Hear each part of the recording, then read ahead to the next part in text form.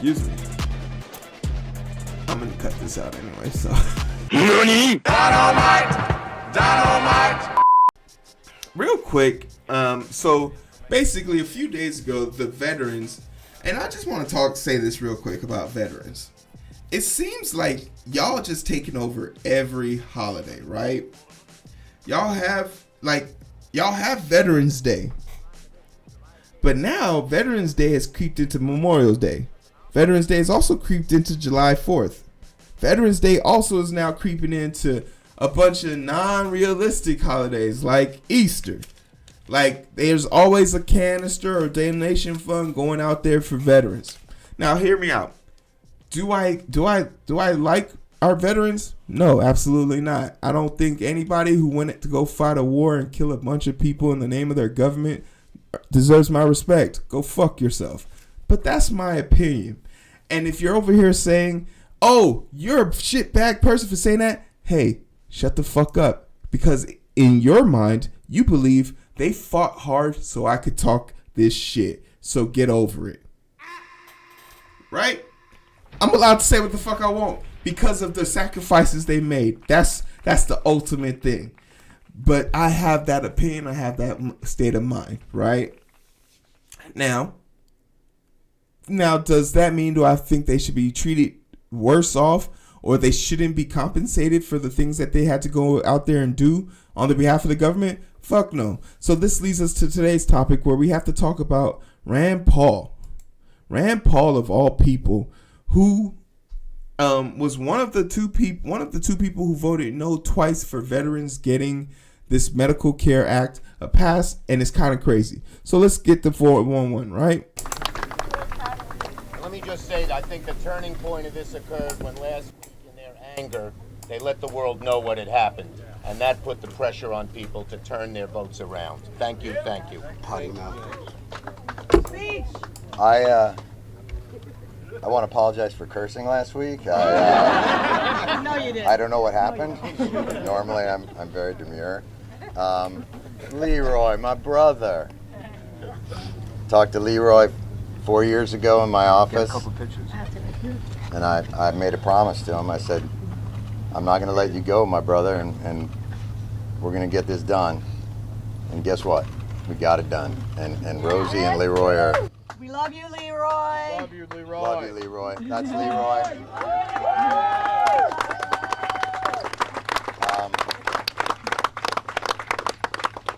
But I will say this. I'm not sure I've ever seen a situation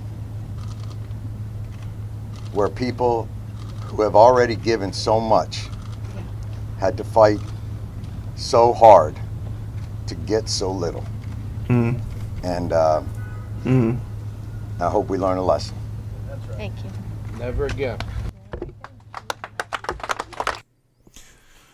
And what he speaks of is true. So basically, in Afghanistan, there's no garbage people. There's no garbage man. There's no trash facility. They're in the middle of a desert, in the middle of a war, in the middle of nowhere.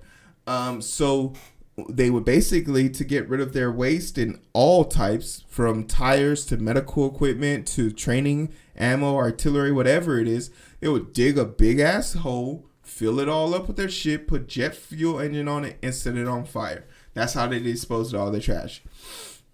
Now, any logical person would have been able to tell you that's a bad idea because we know how smokestacks work.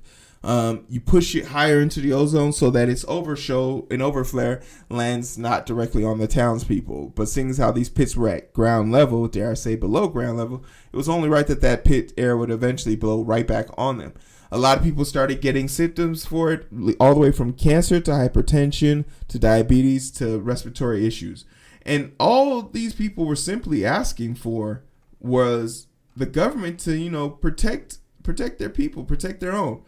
But the government isn't capable of doing that because the Republicans felt slighted because Joe Manchin, their Republican dressed up as a Democrat, switched over back to being a Democrat for a few days, and they lost out on a major bill. So this was like partisan politics, right? They were just upset that this didn't work because this bill that didn't pass, it passed in June or earlier this year. It passed with flying colors with bipartisan effort. So it was weird to see it not pass now, almost to say, oh, well, we're not going to give veterans. But you got to remember, veterans, the Republican Party uses veterans to talk up their stick, right? Like, oh, we're the party of the veterans. We're the party of this. They had one fucking job, y'all. And they almost let this shit fall through the cracks. All because of partisan bullshit about Build Back Better plans. The crazy part is, I don't know this to be a stat, but I'm almost sure Republican voters lean heavily in the big veteran demographics. That needs to change. A big reason why that has to change. For me personally is because don't be here voting for fucking Republicans, then use your woes and moes to get political rife. And I think someone should have had the balls to be like, didn't you vote for a Republican person? I'm almost sure of this shit. Now I'm interested. Do veterans vote mostly Republicans? Strongly. And it shouldn't be a shock to me, I guess. Because recently we just had another bill not pass because it was basically saying that military commands would have to do a study on if there's white supremacists in their military ranks, and if there are, how they plan on removing them. And that was voted down atrociously, almost saying, yeah, we know that these people are in our ranks, but if we don't get these people to do it, we're not going to. So that's the other layer added onto another layer. If you've ever talked to any black person or any person of color or any woman for that matter who's not just a Republican psychopath, they'll all tell you the things that I just confirmed to be true. So it doesn't shake my worry, but I do want to give Rand Paul a second to make an ass out of himself in this clip. This bill puts our economy, though, at risk by creating presumptions of service connection for the most common of ailments. For example, this legislation creates a presumption of service connection for Vietnam veterans for hypertension. But according to the CDC, 50% of men and 44% of women in the United States have hypertension. More than 60% of people over the age of 60 have hypertension. In total, the CDC estimates that 116 million Americans have hypertension. The legislation also creates a presumption of service connection for global war on terror veterans for asthma. The CDC estimates that 1 in 12 people have asthma, which is approximately 25 million Americans. Now, folks, I did not serve in the military, but I do have a... You want to know what's crazy? Rand Paul is quoting the CDC right now, but there's also clips of Rand Paul, and I know it's going to be somewhere. There's literally clips. Please tell me. Oh, that's quite unfortunate.